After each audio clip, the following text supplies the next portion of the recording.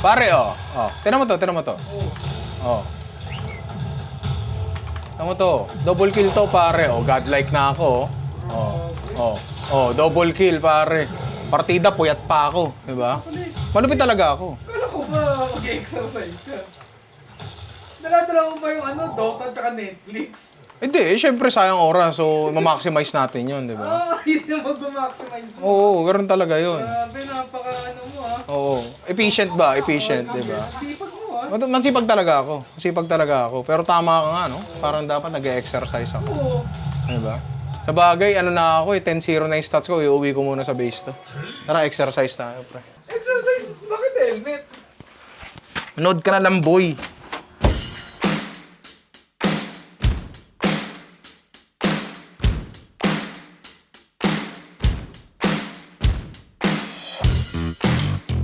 Sabi sa'yo, mag-exercise tayo eh. Diba? Uphill natin, pare. Uphill natin. Paano ba to? Ah!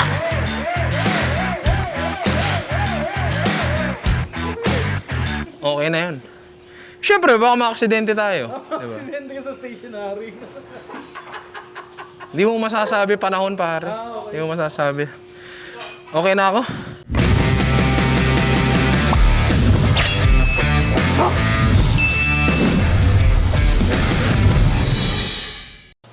Pare, medyo napagod ako ng konti doon. Talaga? Oo.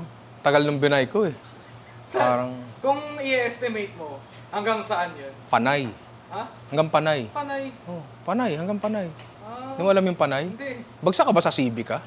Nahihirap sa'yo. Pero mahaba yung tinakbo mo, pre. Eh, siyempre, pagkatapos ng workout natin, kailangan natin kumain. Di ba? Di ba? Hindi, totoo. Alam mo yan. Alam mo yan bilang nag-gym. Di ba? Kailangan mong i-feed yung katawan mo ng protina. Di ba? Para, di ba, pinunit mo yung mga muscles mo sa katawan. So, kailangan pasukan ng bagong protina para mag-grow. Mali ba yun? Tama yun, di ba? Tama yun. So, dahil nga maraming natuwa dun sa meat-free episode natin, eto gagawa tayo ng bago. Siyempre, again, brought to you by Viga. Di ba? Meron sila ditong, ayan, oh, meat-free tocino. Pare. Di ba? Meat-free tapa. Di ba? Pare, oh. Paano nga nangyari yun, di ba? Tsaka meat-free adobo flakes. Di ba? Nitong mga nakaraan linggo, tulad nga na sinabi ko, medyo nag-a-attempt na ako magpapayat. So, integrated na sa diet ko, lalong-lalo yung sausage. Diba? Lagi ko kinakain yun pag wala na si Ian kasi burao to eh. Gusto ko ako lang kakain. Pero yun nga, marami tayong gagawin dito ngayon. So dahil nga nagre-require ang katawan ko, akin lang. Yung katawan ko nagre-require ng high protein and high fiber na pagkain, eto ang gagamitin natin ngayon at gagawa tayo ng maraming kung ano-ano dito. Itong adobo flakes, gagawin nating adobo pandesal, pare. Diba? Etong tapa, gagawin nating beef with mushrooms. Tapos may cauliflower rice. Ikaw nagko-cauliflower rice ka dati, di ba? Oh. Tapos etong tocino, gagawin natin breakfast burrito. So medyo marami-rami tayong gagawin ngayon. Dagdag pagod lang bago kumain, pare. Di ba? So tara, gawin na natin yun. So madali lang yung mga gagawin natin. Medyo matagal lang siya ng konti kasi meron tayong mga bagay na i-rest. Di ba? Tulad nung ano natin, yung pampandesal. Yun yung una natin gagawin ngayon. Wala akong measurement sa ipoprovide sa inyo. Kasi wala akong measurements na gagamitin. Manghuhula lang din ako. So meron tayo dito mainit na tubig. Pakita mo nga para di sila naniniwala. Ouch, mainit yan. Sure yan. Oo, mainit. Saktan talaga ako. Diba? Nalagay tayo dito, yan, sa isang bowl. Tapos lalagyan natin ng room temp water, pare. Para lang makuha natin yung temperature na gusto natin. Kung meron kayong thermometer, 110 to 115 Fahrenheit ang nire-require. Kasi gagamitin natin to para mabuhay yung yeast natin. Pero kung wala, at may anak kayo, yung mga pwedeng pampaligo ng baby, pare, na temperature, yung pwede mong ilublob yung kamay mo, tapos hindi ka aaray. Papaligo ka ng baby? Hindi ako umaray. Papaligo ba ako ng baby? Meron tayong yeast dito. Hindi ko alam gaano karami. Kaya karami siguro. Pwede na yan. Lagay natin dyan. Siguro konti pa. Tapos, asukal, para lang may food trip sila. Yan. Saluin nyo lang ng konti. Tapos, sintayin lang natin itong mag-bloom. Sana all blooming, di ba? Mga 5 to 10 minutes. Pare, ang yeast natin, oh. Napakabula na. So, handang-handa na magpaalsa ng tinapay yan. So, ang pandesal ay nanggaling sa salitang Espanyol kung saan ang ibig sabihin na ito ay bread of salt. Pan is bread, sal is salt. So, ibig sabihin, tinapay na may asin. Kasi di ba lahat naman tinapay may asin? So lahat ng tinapay pandesal. Hindi ko alam, di ba? Pero dahil yun lang siya, siguro ang ibig sabihin nito, very basic lang yung pagiging tinapay niya. Di ba? Yung mga pandesal kasi natin ngayon very enriched na. Minsan may itlog, minsan may gatas. Alam mo yun? Ako hindi na. Hindi na. Magiging ano tayo, magiging medyo true tayo ng konti sa kung ano ba talaga yung pandesal. Ewan ko, di man ako nakakain ng pandesal noong panahon ni Padre Damaso pero ewan ko. Meron tayo ditong bread flour na ilalagay natin sa isang bowl at hindi ko alam kung gaano karami. Tapos, ilalagay na natin yung pinaalsa nating yeast, pare. Ayan siya, oh. Lagay na natin dyan. Tapos dito natin ma-judge ngayon kung kulang ba yung mga nilagay nating ingredients. Kung kulang ba nilagay nating harina or sobra ba, ganyan. Oh. Haluin lang natin yan. Dito, parang okay naman siya. Pero malalaman natin yan mamaya pag ninid pa natin. Wala pa naman tayong kneading na ginagawa dyan, mixing pa lang. So pwede tayo maglagay ng mga susunod na ingredients, which is salt. Around 2% salt, pero tansyain nyo na lang. Ito lang actually yung dahilan kung bakit kayo magsusukat ng ng paggawa ng tinapay para consistent yung lasa. Pero kung trip nyo lang, alam mo yun, trip mo lang gumawa, tapos wala kayong sukat, okay lang yun. Yan, asukal. Yan. Just to keep things vegan, alam mo yun, lalagay tayo ng konting vegetable oil. Tapos mix lang uli natin. Tapos baka pwede na nating i-knead to. Sana all knead. Yan. Yan. Ngayon, merong step na kung tawagin ay autolyse, kung saan na yung pinagmix yung harina at tubig, iiwan nyo lang doon for 20 minutes to rehydrate the flour at saka masimulan na yung gluten development. Pwede nyo gawin yun para mas madali yung kneading process nyo. Pero kung nagmamadali kayo, meron ba nagmamadaling gumawa ng tinapay? Kung nagmamadali ka talaga, bibili ka na lang ng tinapay, di ba? Lagyan natin ng harina.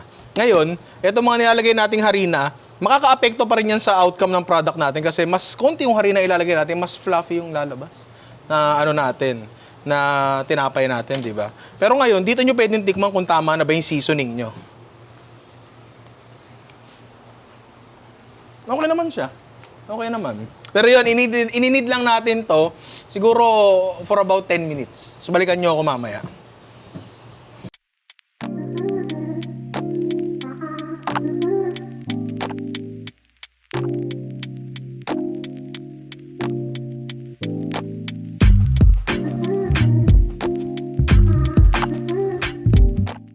After mga 10 minutes, mahigit 10 minutes yun, no? Eto na siya. Hindi pa siya sobrang kinis kasi ang goal talaga natin dyan, maging makinis siya. Ibig sabihin, na-develop na maayos yung gluten natin. Kuha kayo ng bowl, kahit yung maruming bowl na pinagamitan nyo kanina, lagyan nyo ng harina para hindi mag-form ng skin. Tapos takpan natin ng malinis sa basahan, malinis yan. Yan. Tapos ilagay natin somewhere warm, mayroon mga mga 1-2 oras, tapos balikan natin mamaya. Tapos, meron pala actually method to kung saan di nyo na kailangan magmasa. No need na tinapay. May ganon. Pero tsaka ako na napapaliwanag yung ibang episode yun. Gagawa tayo ng yung tortilla natin para sa burrito. Yung flour tortilla natin. Meron tayong AP flour dito, all-purpose. Asin, baking powder. Haluin muna natin yung dry mixture natin. Tapos, vegetable oil. Warm water. Pare. Konti lang din. Tapos mix lang natin. Tingnan natin kung okay na. Okay na? Hindi pa. Ayan, tulad niya, no? Kulang sa harina. Magdadagdag tayo ngayon. Pero again, kung gusto nyo na may sukat, meron nga tayo dun sa tortilla video natin. Hanapin nyo na lang. Dali lang yun. Tapos, medyo mainit pala siya. Yan, okay. Kung mapapansin nyo, ang ginawa natin dito para makuha natin yung tamang amount ng tubig dun sa dough natin, is pinakapit lang natin doon sa dough yung tubig na kaya niyang i-absorb. Diba? So, meron natira dito mga harina na hindi niya na in-absorb kasi sagad na siya. Diba? Okay na yon. Set aside na lang muna natin yon. For now, ito muna ang gagalawin natin. Yan. Ininid lang natin yan hanggang mabuo. Mga 10 minutes ulit. Mapapansin nyo, mag-iiba yung texture niya. Medyo mas firm siya ng konti. Siguro kasi mainit na tubig yung ginamit natin. So, nag-gelatinize agad yung starches na nandito sa harina natin. So, ilalagay natin yung sa mas maliit na bowl. Kasi hindi naman yan aalsa, di ba? Kailangan lang itong mag-rest para ma-relax yung gluten and ma-flatten natin. So, balikan natin maya-maya. Siguro, papahinga muna ako. Pagbalik namin, baka madilim na. Hindi ko alam. Basta rest muna natin to. So, check natin yung mga ginawa natin kanina kung may development na ba. Ito muna tayo sa pandesal natin. Pare. Yun, no? Buhay na buhay siya. Yan. Ngayon, it's a good idea to punch down the dough. Ang puta. English, no? It's a good idea na ipapunch down natin yung dough para lang ma-redistribute yung pagkain ng yeast and all. Ito naman, medyo okay na rin to pero konti pa. Kasi meron pa siyang konting spring, oh. Oop, dapat halos wala. Kaya rest pa natin yan. Ito, pwede nyo i-punch down yung ginagawa, hindi i-deflate. Diba? Yung, basta, parang Marcy. Oo, di ba? Pero ako, titiklop ko na lang siya. Yan. Para rin na mas ma-develop pa yung gluten ng konti. Stretch nyo. Yan. Tapos, bigyan pa natin to ng another, say, 30 minutes siguro. Di ba? Yan. Tago muna natin to. Tapos, ito, i-rest pa rin natin to. So, ngayon siguro, gawin na natin yung adobo filling natin gamit yung Viga Adobo Flakes. Diba? May nakalimutan pala akong gawin, isa pang step para sa pandesal natin. Usually kasi mga natitirang pandesal, ang ginagawa nila doon, tinotoast nila, tapos ginigiling nila yung breadcrumbs, yun ang pinambabalot nila sa bagong pandesal. Oo, ganun ginagawa nila. Kaso, nga naman tayong lumang pandesal, di ba? So meron tayong random na tinapay na galing sa rep. Hiwain lang natin yun. Tutustahin natin to, tapos yun yung gagawin nating breadcrumbs. Usually, yung ginagawa dito sa panaderia, nilalagay sa taas ng oven, pre. Kasi mainit yun eh. Tapos, doon, matutusta na siya. Bigyan natin ng enough na space. Kasi pag walang space, wala, masasakal yan. O, gawa na tayo ng filling. Ako, pag kinakain ko tong Viga meat-free adobo flakes, as is na lang eh. Tapos, konting kanin. O kaya, pag bawal magkanin, sibuyas kamatis, sa lungkot ng buhay ko. Pero wala eh. Ganun talaga eh. Yan, may adobo talaga siya. Tapos pag tinignan mo siya, pare, tinan mo. Akalain mo bang hindi karne yan? Oo nga. Di ba? Mas malupit pa dun sa ginawa nating yung veggie meat, naalala mo yun? Hindi ba yan chicken breast, pare? Di ba? Tapos, talagang, andun yung consistency ng breast talaga. Pwede kainin yun? Oo. Ako gano'n, mainit na kanin lang. Sagay na yun. Goods na yun. Pero, dahil nga, sarap. Dahil nga, ipapalaman natin sa pandesal to, pwede nating dagdagan pa to ng konting, kahit konting sarsa lang, para madagdagan ng konting, paano ko ba explain to? Basta, gawin na lang natin. So, lagay natin sa bowl yan. Kuha tayo ng dalawa. Pasosobrahan ko, kasi iuulam ko mamaya yung iba. Ifo-fortify lang natin yung pagiging adobo niya. Paano natin gagawin yon? Paano? Bawang. Pare, maraming bawang. So, hiwa lang tayo ng bawang. Huwag durog na durog. Kaya usually, di ba, meron kaming bawang dito yung nakagiling na. Hindi. Ngayon, ang gusto ko, medyo parang siya, slivers ba? Sinipag ka. Sinipag ng konti. Gusto ko yung parang bawang sa mani, pre. Ito, tama mo. Manipis lang. Kung gusto niyo yung giling na bawang, walang problema. Pero ako ito, gusto ko. Yan. Yung mga ganyan kaninipis. Kuha kayo ng pan, pwede namang hindi non-stick, kaya non-stick yung kinuha ko kasi yun yung pinakamalapit. Yun nga, maglalagay tayo ng olive oil. Yan. Tapos yung bawang natin, yan. Nalagay natin dyan. Marami yan. Kung gusto yung pandagdagan, di good.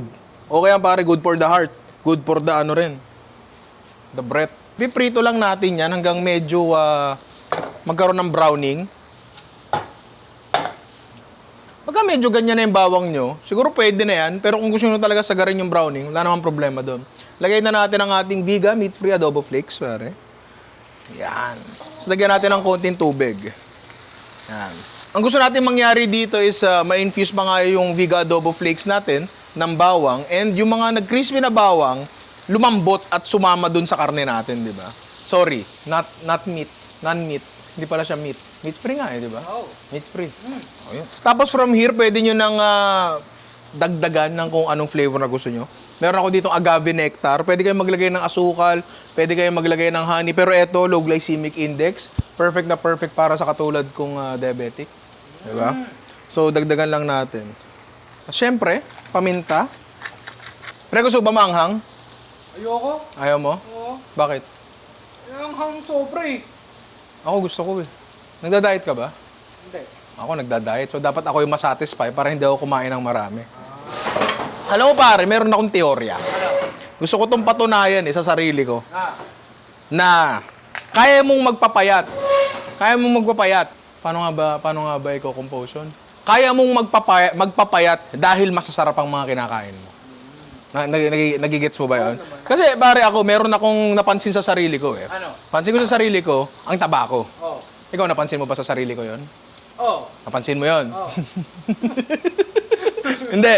Yung sa eating habits ko kasi, napansin ko na minsan kaya ako kumakain pa kahit medyo busog na ako kasi hindi ako nasasatisfy.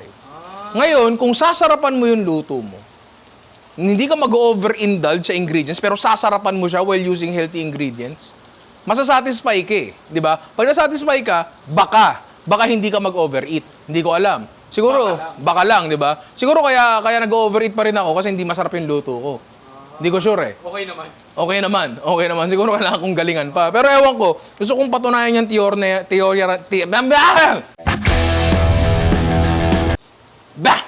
Gusto kong patunayan yung teorya na yan someday, di ba?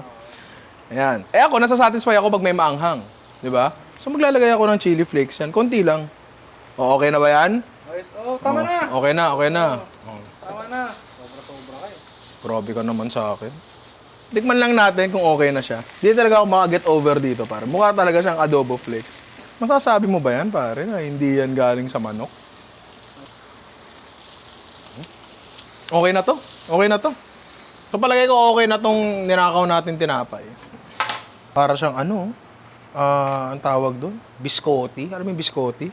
Biskotso? Biscotti, hindi biskotso. Ay, pa ba yan? Okay. So dudurugin natin to. Gamit ang aking potato masher, dudurugin ko to. Yan. I-shake-shake siya para yung mga malalaking bits umangat. Ngayon, baka may makuha kayo medyo malambot pa. Tulad niyan. Hindi, marutong din pala yun. Sana kinain. Sana hindi ko kinain.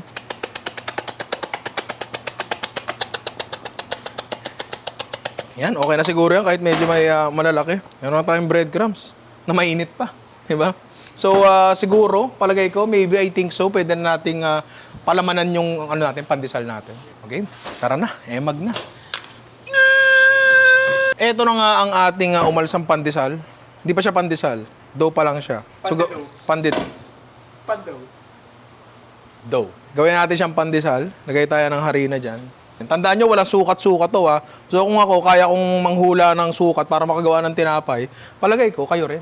Siguro, let's start by dividing the dough in half. Napapa-English ako pa. Grabe naman. Ganun ata talaga pag Labanan si Erwan na. Hindi naman ganun, pero... Parang hinahamon mo si Erwan eh. Partida, mataba pa ako. Oh. Paano pag pumayat ako? Oh. Di ba? Putulin lang natin sa gitna. Tapos from here, medyo habaan natin ng konti. Tapos, kung tayo ay nasa bakery, titimbangin ko yung isa-isa. Pero dahil una sa lahat, walang baterya yung timbangan ko. Pangalawa, wala naman tayo sa bakery. Tansya-tansya na lang tayo. Di ba?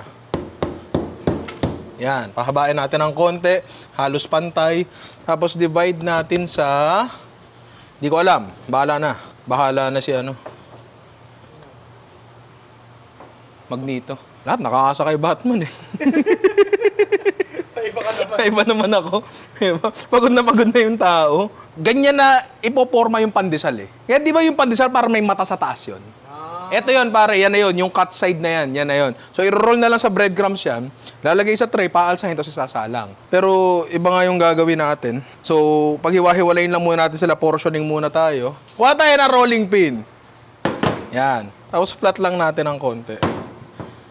Hindi naman masyadong maganda kailangan. Pa-flat lang siya ng konting ganyan. Kasi ang kailangan natin gawin ngayon, palaman natin syempre. Lagay tayo ng konti lang. Yan.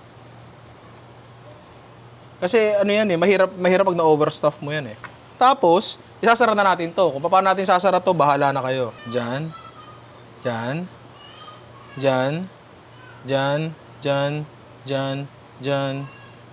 Skurutin nyo lang ilalim para makulit mong pamangkin. Actually, medyo overstuff pa nga ng konti ito eh. Kaya pasensya na.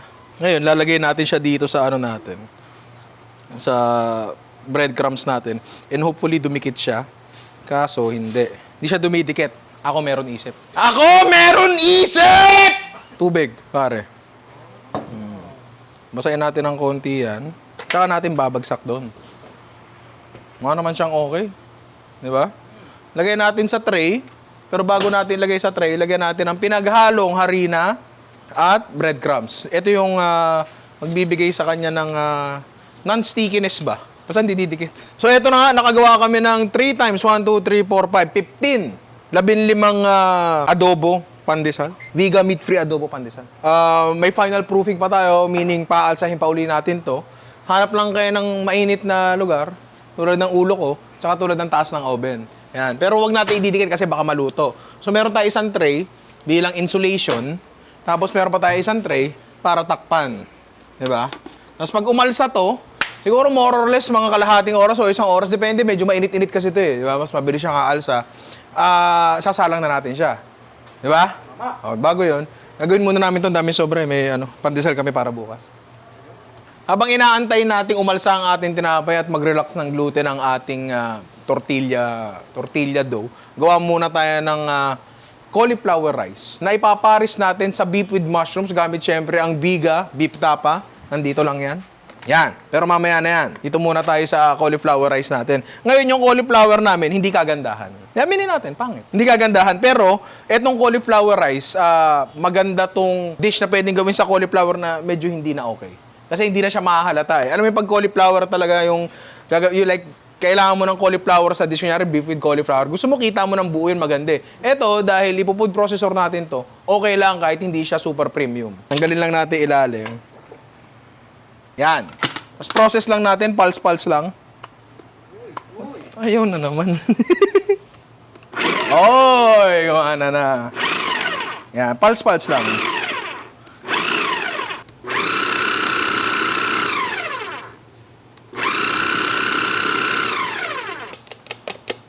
Oh, okay na yan. So mamaya lulutuin natin to, pero gawin na muna natin yung natin, yung beef natin. Sa mga nagpapa-update pala kung naunat yung namin, yung spatula namin, medyo naunat siya ng konti. Ayan, no? Hindi naman nahalata ni Mama. Mama, nood din ang vlog ko para alam ko yung mga sinisirang gamit dito. Beef with mushrooms. So meron tayong beef in the form of Viga meat-free beef tapa. Tapos meron tayong mushrooms dito. Ang mushrooms na gagamitin natin, combination. Ito, dried mushrooms ay i-rehydrate natin, pare. Yan. Tsaka yung button mushrooms. Buhusan lang natin ng mainit na tubig yan at hayahan nating mamaga. Parang ako. Bango. May Ano? Basang leather. Habang i-rehydrate natin yan, eto, meron tayong button mushrooms dito na nasa sa inyo na yan kung paano hiwa. Siguro ako, gitna lang. Ganyan lang. Next, pare. Sibuyas.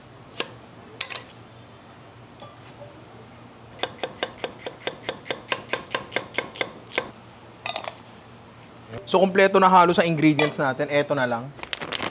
Viga meat-free tapa. Eto maganda. Kasi, pakita ko na lang. Oh. Buo-buo yan, pare. 'Di ba? Tapos, meron siyang meat fibers talaga. Kung titingnan mo. Tapos, pagka nginuya mo siya, oh. 'Di ba, pare? 'Di ba? Bilang taong nag-aral ng konting meat processing, napakalupit nito. Sobrang tindi nito. Nag-aral ako ng konti para doon sa Muray, 'di ba?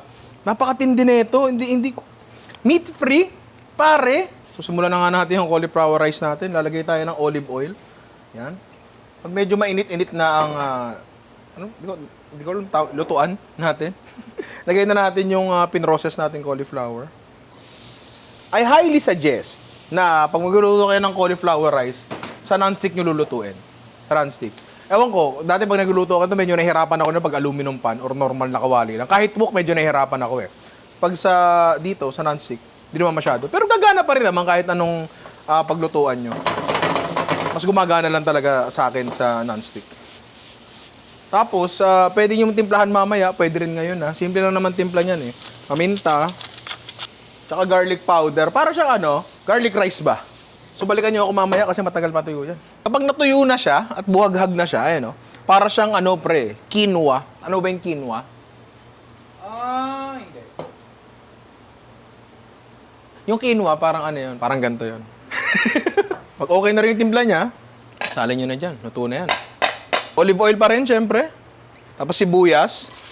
Tapos lalagay natin ang ating Viga meat-free beef tapa. Yun. Kasi kailangan din niya magkaroon ng konting mayard, di ba? Maraming approaches sa beef with mushroom. Importante lang naman doon, nandun yung dalawang bagay na nasa pangalan, yung beef tsaka mushroom. Diba? Yung iba kasi may cream-based, yung iba tuyo lang. Ako, gusto ko lang kasi masarap yung beef tsaka yung mushroom eh. So lagay na natin yung button mushrooms natin dito. Tapos isabay na rin natin yung rehydrated mushrooms natin. Piliin lang natin yung magaganda. Yung iba kasi malalaki, pwede naman natin hiwain. Dagdag natin mamaya. Yan, added protein and added meatiness yan pare. Yan. Buwan natin ng konting sarsa. Yan. Para masarap siya with our cauliflower rice. Lagyan natin ng konting cornstarch and water mixture, pare. Siya, feeling ko okay na yung ganyang klaseng sarsa. Lalagyan lang natin ng konting sesame oil. Yan. And kung kailangan nyo pang i-adjust, i-adjust nyo. Pero para sa akin, okay na to. Diba? Look at that. So, umalsa na siya.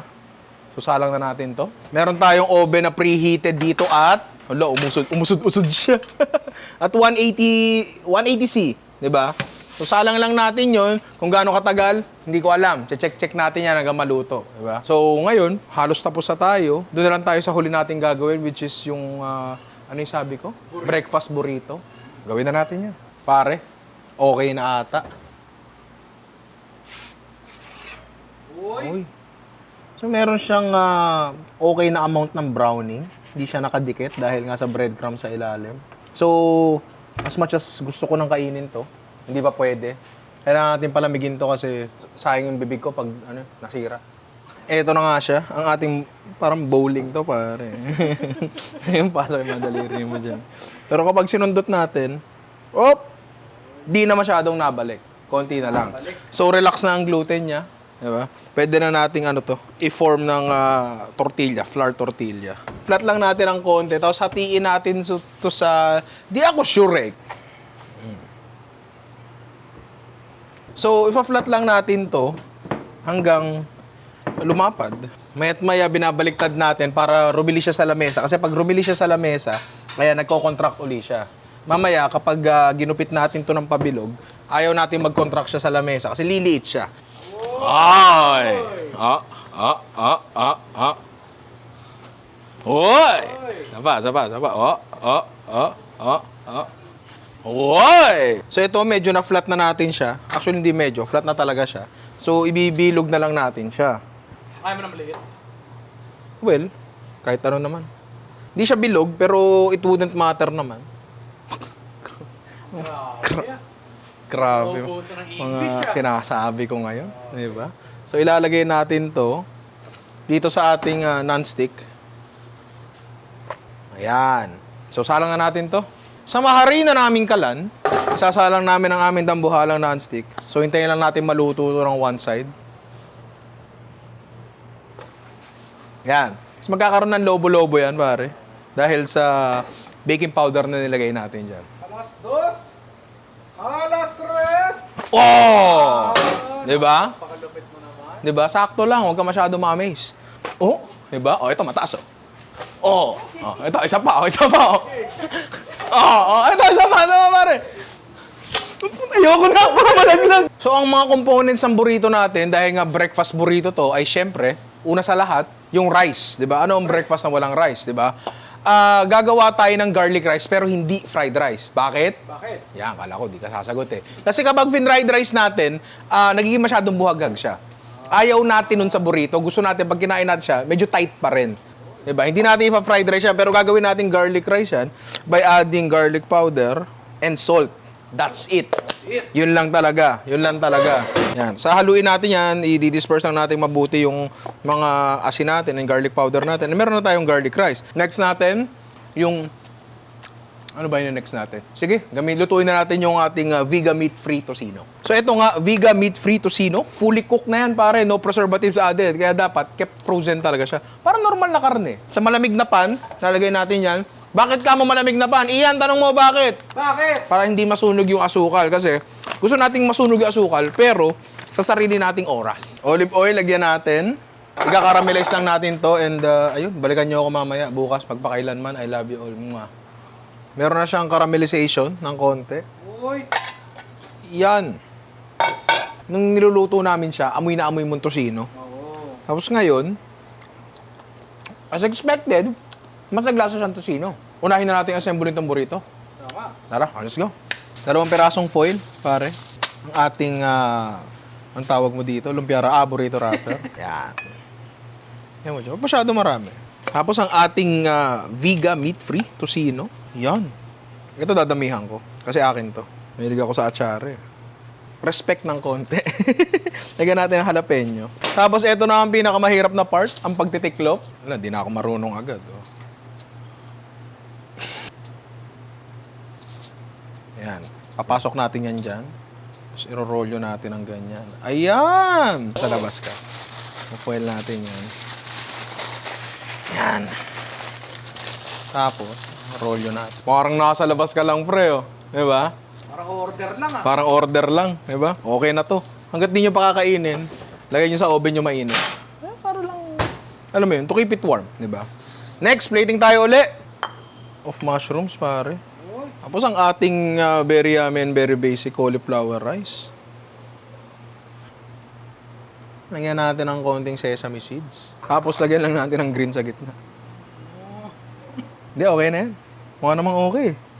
Di ba? Oh. Paano mo pe-plating yan? Ano ba mag-plating ng tinapay?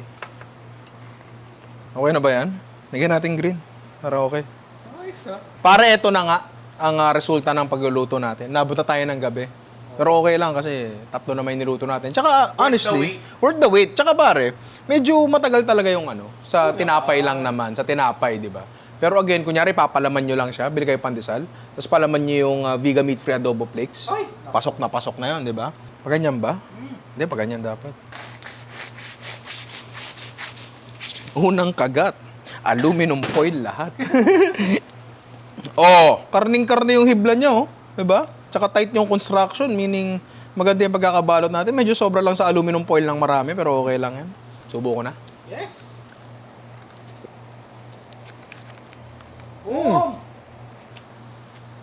Nag-i-expect lang ako ng tocino fried rice na nakabalot. Alam mo, kasi yun talaga siya, di ba? Pero, once makagat mo yung jalapeno, nag-iiba bigla eh. Nag-iiba eh. Hindi ko alam kung dahil ba alam ko na burrito lang yung kinakain ko. Pero nag-iiba siya eh. Next, pare, etong ating Viga meat-free tapa. Tapos etong button, lagay natin. Yan. Tapos lagay tayo ng cauliflower rice. Yan. Pare, the perfect bite. Hindi ako makapaniwala talaga, sa totoo lang, na pwede kang makakuha ng ganitong klaseng satisfaction. Kasi sa totoo lang, paulit-ulit ko sinasabi na parang karne kasi talaga siya. Kasi totoo. Last, pare, ang ating adobo flakes meat-free pandesal. Tingnan natin ang loob. Oh. Oh. Pare. Una sa lahat, para sa pandesal na walang sukat, okay siya. Okay talaga siya. Pangalawa at pinakamahalaga, ang galing talaga ng adobo, diba? Meat-free adobo flakes, pare. Pero parang kang kumakain ng karne. Paulit-ulit ko sinasabi. Kasi paulit-ulit din ako na-amaze eh. Kasi bilang taong pakiramdam ko, naiintindihan ko na yung maraming bagay tungkol sa, construction ng pagkain. Hindi ko mag-gets to eh. Ang galing. Sobrang galing talaga. So ako, nasa pang-ilang linggo na ako ng aking baby steps towards, hindi naman talaga fitness, kundi paglulus lang ng weight. Matanda na ako eh. So, hindi na ako nagpupumilit mag-lose ng weight for vanity. Lampas na ako ron eh. Alam mo yun? Ang gusto ko na lang longevity. Tsaka, yung maging mas madali ang araw-araw. Sumuntik man? Oo. Talaga? Oo. Papapayat ka rin? Oo. Weh. Uy, ang daming laman pare. Patingin nga ako. Ano to? Lucky boy. Oh, ano ata eh? Pare, pinsan mo ata yung panadero eh. Ano ba yan? Ang daming laman eh. Tingnan mo nga. Diba pare? Diba? Hindi mo sasabihin sa akin na mikro to, hindi ko malalaman. Oo, oh, diba? And yun nga mismo yung point nun, tingin ko. Diba? Yan. Ako sa lahat pare, ito favorite ko. Kasi para siyang buong meal eh. Alam mo yun? Buong lunch siya, parang ganon. Tingin, patingin. Uy, okay. Subo mo na. Uy! Oh, kamusta? Kakaiba? Kakaiba. Sarap ng dahon? Maiyan yung pagkain lagi? Oo. Ah, ganon? Maging mataba ka na lang.